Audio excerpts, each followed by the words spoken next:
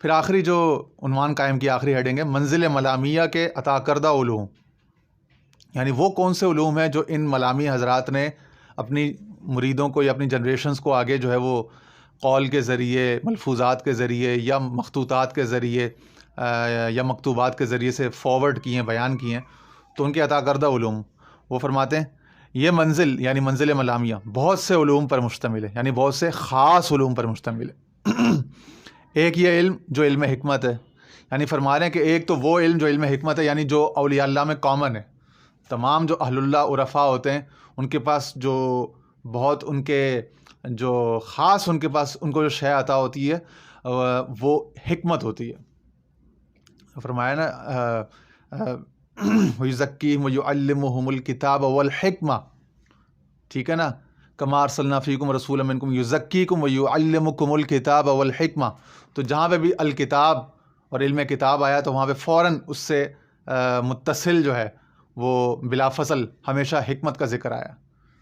انبیاء کا بھی ذکر ہے کہ ہم نے فلاں نبی کو، مختلف نام اللہ تعالیٰ نے، آپ پڑھ سکتے ہیں قرآن شریف میں کہ ہم نے اس کو علم اور حکمت عطا کی. تو حضرت ابراہیم علیہ السلام، حضرت داؤد علیہ السلام، ان سب کو علم اور حکمت، ملک و حکمت یعنی بادشاہت اور حکمت، اور یوسف علیہ السلام دیگر کا بار بار تذکرہ ہوا تو ان کو حکمت کا بطور خاص. تو فرما رہے ہیں ایک تو وہ حکمت جو کامن ہے اللہ تعالیٰ کے دوستوں اور اس کے مردوں میں جو ہوتی ہے. اس کے علاوہ پھر فرماتے ہیں کہ اسی طرح یہ منزل علم مواقف، علم حساب، علم ظن، علم احمال، اب یہ غیر رسمی علوم ہیں. وہ جو رسمی علوم جو دراسات نظامیہ میں ہوتے ہیں ان کے علاوہ ہیں نا، اسی لیے ان کو بطور خاص یہ ذکر کر رہے ہیں کہ علم احمال. احمال باب افعال پر ہے. اس کا جو لغوی معنی ہے وہ یہ ہے کہ اونٹ یا اونٹوں کا بنا چرواہے، بنا روک ٹوک کے اور بنا چرواہے کے آزادانہ صحراؤں میں، میدانوں میں پھرنا. پھر آگے فرماتے علم امحال، امحال و امہلہم رویدہ، مہلہم، اس طرح کے جو الفاظ ہیں، یعنی مہلت دینے سے، کسی کو مہلت دینا. تو احمال اور پھر امحال کے مابین فرق جس کا تقاضا اسم الحلیم کرتا ہے، یعنی جو اللہ تعالیٰ کا جو اسماء صفات میں سے ایک ہے نا، الحلیم، العظیم، الکریم، الرؤوف، الرحیم. تو اس میں الحلیم کن کن مہلتوں کا، رخصتوں کا، اور کن کن ریلیکسیشنز کا، کنسیشنز کا، فورگیونیس کا، بینیولنس کا تقاضا کرتا ہے، اس کے اسرار پر بھی مشتمل ہے. فرما رہے گناہوں اور نافرمانیوں میں سبقت لے جانے کا علم. کیا انسان کی کوئی ایسی مخالفت بھی ہے جو عین موافقت ہو؟ اور اگر ایسا ہے تو کیا ایسی مخالفت اور اسے کرنے کی جلدی اسے اللہ سے قریب کرے گی؟ یہ سوالات قائم کیے انہوں نے اور سوچنے پہ مجبور کیا ہے، خاص طور پہ ان متشدد لوگوں کو اور علم ظاہر کی بنیاد پر بہت زیادہ جو لٹھ ماری کرتے ہیں، لٹھ ہاتھ میں لے کے اور فتوے بازی کرتے ہیں اور بہت زیادہ دائیں بائیں جو ہے حکم لگاتے ہیں اور بہت سختی کرتے ہیں، گناہ گاروں کے لیے عدم قبول اور انٹالرنس رکھتے ہیں. تو ان سے برخلاف ان کے علوم جو ہیں وہ اللہ تعالیٰ کی صفت رأفت اور رحمت کے بہت گہری معرفت کی بنیاد پر ان کا علوم بھی، ان کے طرز فکر بھی، اور ان کا جو حکمت اور انداز تبلیغ ہے وہ سب بالکل یکسر مختلف ہو جاتا ہے. اسی کی ان کے ہاں پروپیگیشن ہے اور اسی کی جو ہے یہ ابلاغ و تبلیغ کرتے ہیں. تو اب یہ جو آخری بات کہی اس سلسلے میں کچھ صحیح بخاری کی اور صحیح مسلم کی متفق علیہ حدیثیں ہم پڑھ لیتے ہیں. پہلے تو صحیح مسلم کی کتاب التوبہ جو باب کتاب نمبر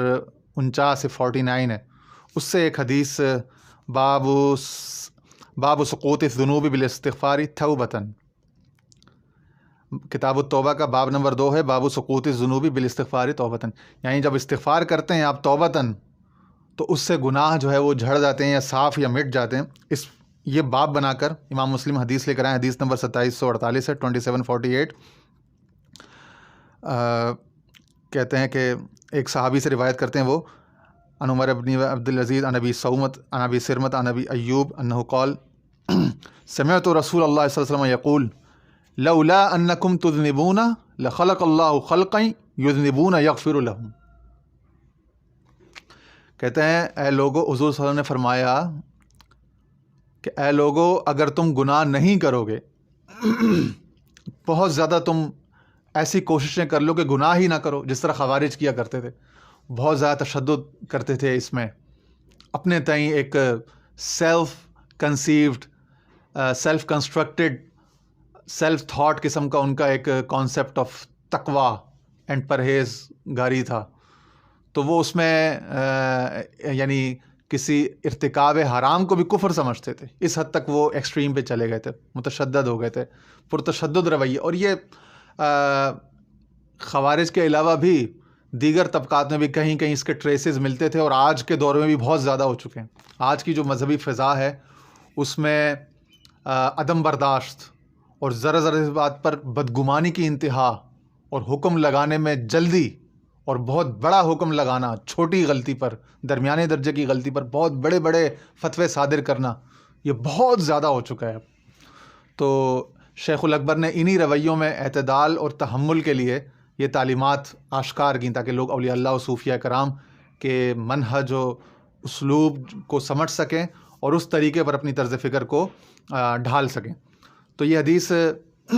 اس کی تائید میں استشہاداً ہم صحیح مسلم کی حدیث لے کر آئیں کہ وہ لولا انکم تذنبون لخلق اللہ خلقا یذنبون یغفر لهم، کہ اگر تم لوگ گناہ نہیں کرو گے تو تم کیا سمجھتے ہو کہ بہت کوئی بڑا کام کر لو گے. لخلق اللہ خلقا، یاد رکھنے کہ اللہ تعالیٰ ضرور تمہیں ریپلیس کر دے گا، تمہاری جگہ ایسی کوئی مخلوق، ایسی کوئی قوم لے کر آئے گا، یذنبون یغفر لهم، کہ وہ گناہ کریں گے اور پھر مغفرت مانگیں گے، اور پھر گناہوں پر مغفرت مانگیں گے. تو یہ حدیث نمبر 9 تھی کتاب توبہ کی. پھر آگے چلیں،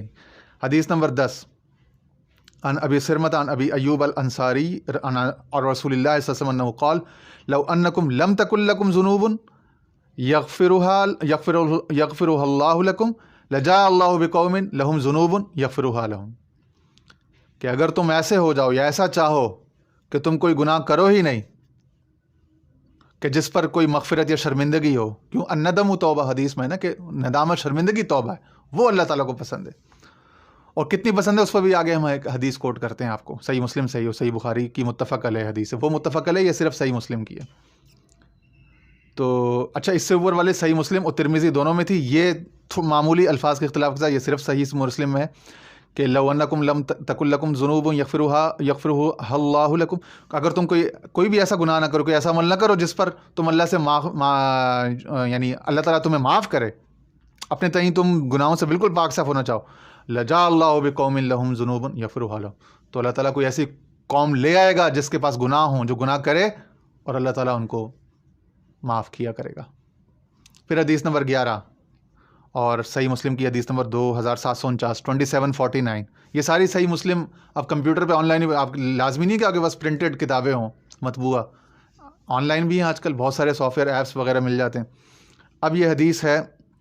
ابی ہریرہ رضی اللہ تعالیٰ عنہ قال قال رسول اللہ صلی اللہ علیہ وسلم والذی نفسی بیدہ لو لم تذنبوا لذهب اللہ بکم ولجاء بقوم یذنبون فیستغفرون اللہ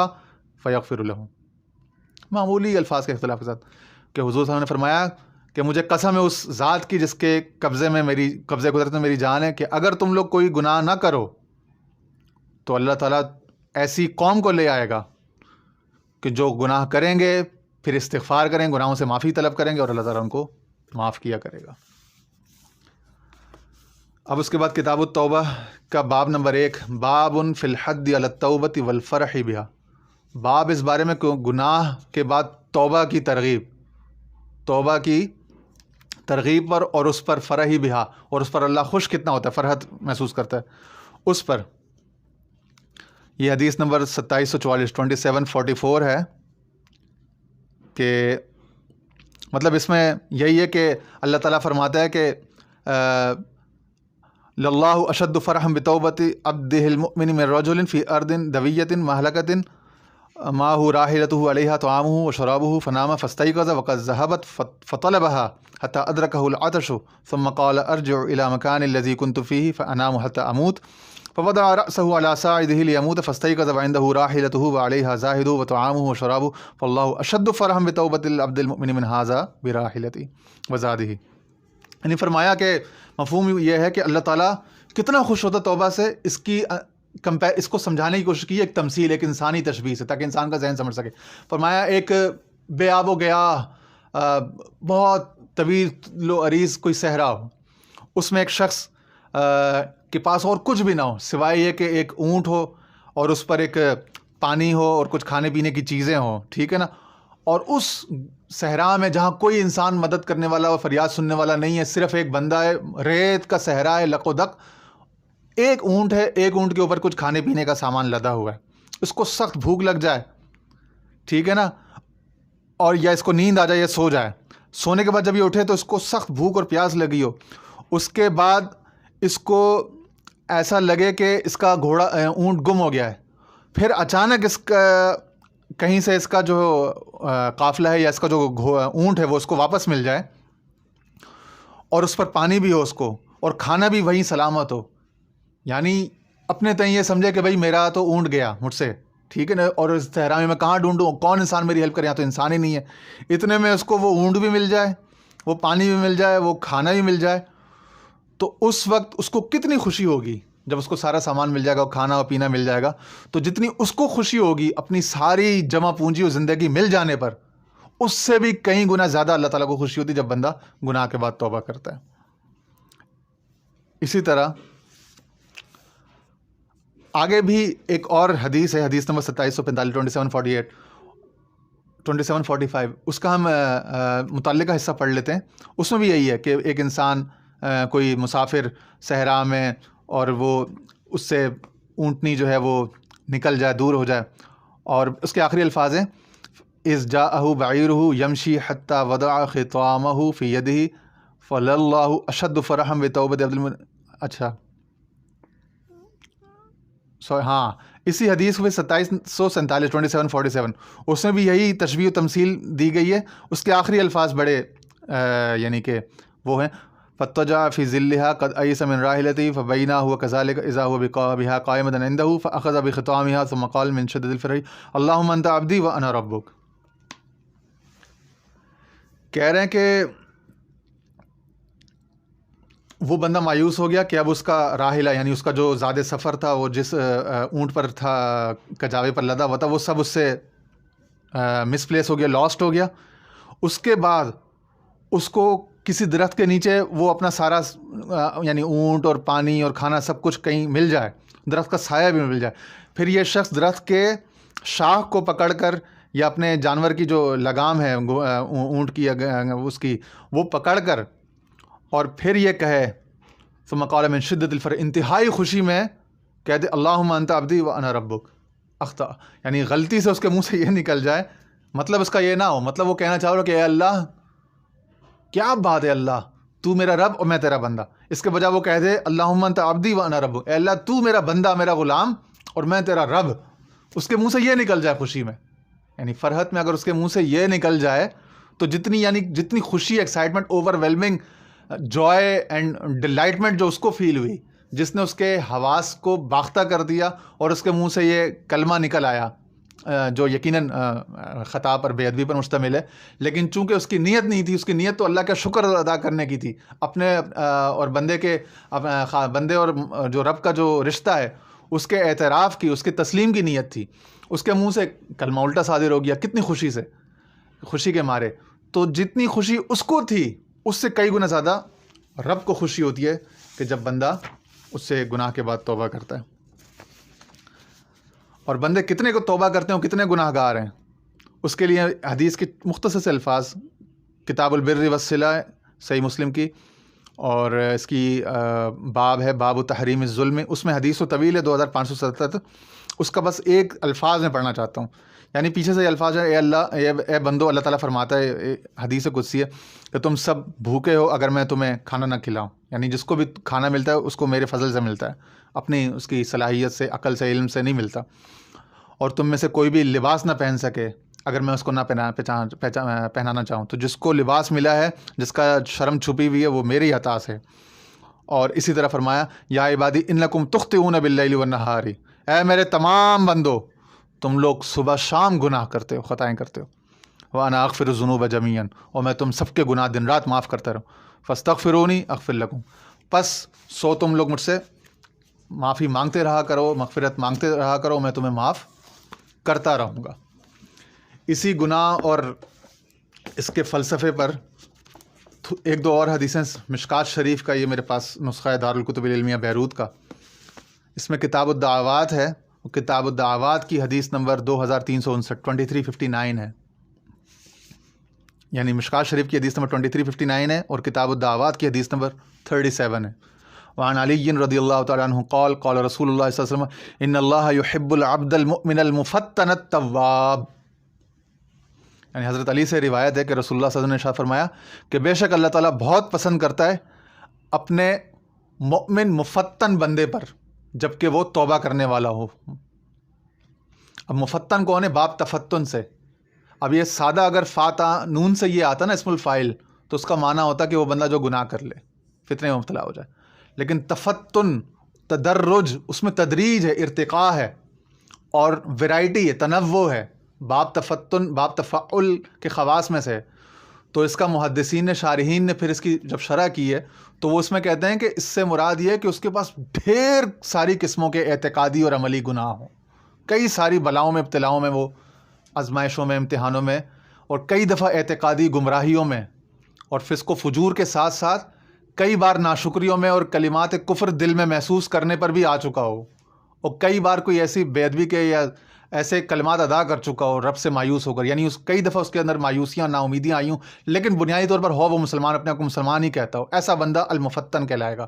اس کو حدیث میں المؤمن المفتن کہا جا رہا ہے کہ بہت اعتقادی گمراہیوں کا، ناشکریوں کا، مایوسیوں کا، رب تعالیٰ سے بدگمانی کا، بدعقیدگی کا، بد اعتقادگی کا بارہا وہ مرتکب ہوتا ہے، شکار ہوتا ہے ان سارے مسائل کا، اس کے باوجود توبہ کرتا ہے تو اس کو عبد المؤمن کہا جا رہا ہے۔ ان اللہ یحب العبد المؤمن، العبد المؤمن۔ آج ہمارا کیا حال ہے؟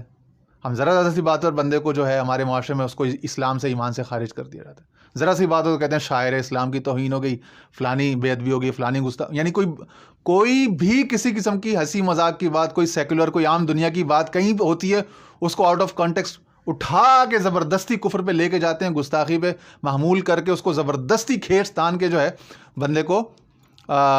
اسلام سے، اللہ اور اس کے رسول کی ذات سے، اس کی رحمت سے، مغفرت سے، بار بار کی توبہ سے، بار بار کی انابت اور رجوع کے جتنے مراحل ہیں، جتنے معاملات ہیں، جتنی گنجائشیں ہیں، ان سب سے جو نا اس کو مایوس کرتے ہیں، ان سب سے اس کو جو ہے بیچارے کو محروم ٹھہراتے رہتے ہیں۔ کتنی شدت ہو، کتنی ایکسٹریمزم آ گئی ہمارے رویوں میں، کتنی دہشت زدگی آ گئی ہے، اس پر ہمیں غور کرنے کی ضرورت ہے۔ پھر آگے حدیث نمبر 2360 2360 اور کتاب الدعوات کی حدیث نمبر 38 ہے۔ وعن ثوبان رضی اللہ عنہ قال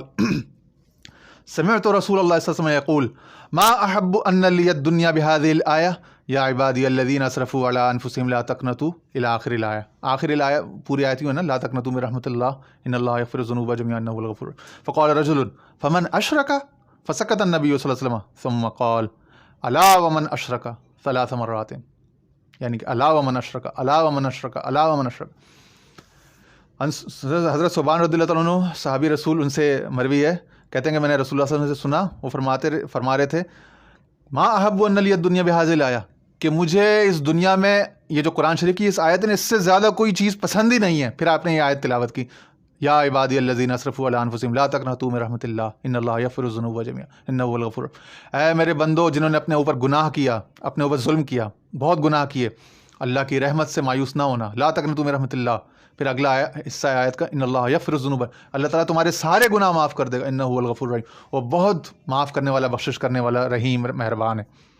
جب یہ سنا تو ایک صحابی کے دل میں خیال پیدا ہوا کہ میں پوچھ لوں کہ اتنا حضور دریا دلی اور فیاضی کے ساتھ اللہ تعالیٰ کی رحمت و مغفرت کا اعلان فرما رہے ہیں، تو کیا اس میں وہ بھی شامل ہے جس نے شرک کیا؟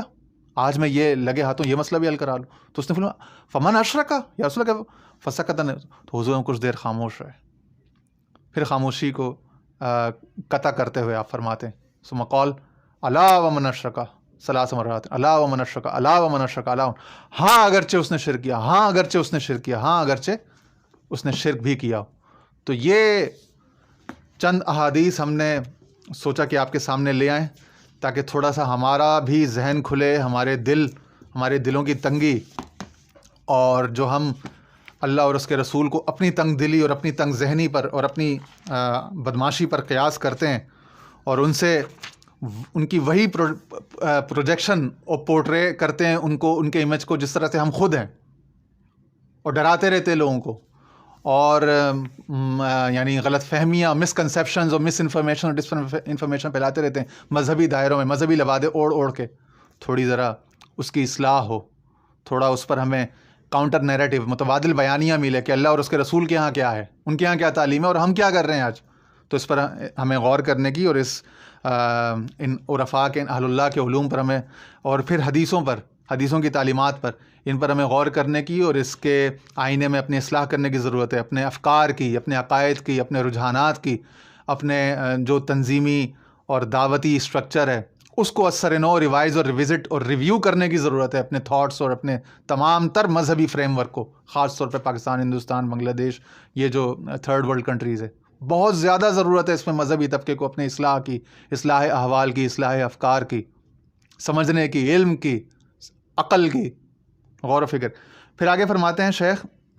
گناہوں نافرمانیوں میں سبقت لے جانے کا علم، کیا انسان کی کوئی ایسی مخالفت، یہ سب اسم الحلیم کا چل رہا ہے نا تحت، الحلیم، تو وہ کتنا حلیم ہوگا، کتنا علم و بردباری ہوگی اس کی، وہ ساری چل رہی ہے. کیا انسان کی کوئی ایسی مخالفت بھی ہے جو عین موافقت ہو؟ اگر ایسا ہے تو کیا ایسی مخالفت اور اسے کرنے کی جلدی کیا اسے اللہ سے قریب کرے گی؟ اور یہ مقرب جو کسی ایسے عمل میں جلدی کرے گا جو مشروع عمل کے بظاہر مخالف ہوگا، تو کیا وہ محجوب ہوگا یا غیر محجوب ہوگا؟ یعنی وہ اس کے نتیجے میں کیا یہ انسان حجاب میں آ جائے گا یا حجاب سے آگے قرب کی کسی وادی میں نور میں جائے گا؟ تو یہ تمام اسرار و معارف جو ہیں، ان حقائق کا علم، یہ فرماتے ہیں کہ منزل ملامیہ کے لوگوں کو عطا کیا جاتا ہے. شیخ اکبر فرما رہے اسی منزل کے علوم میں علم سبق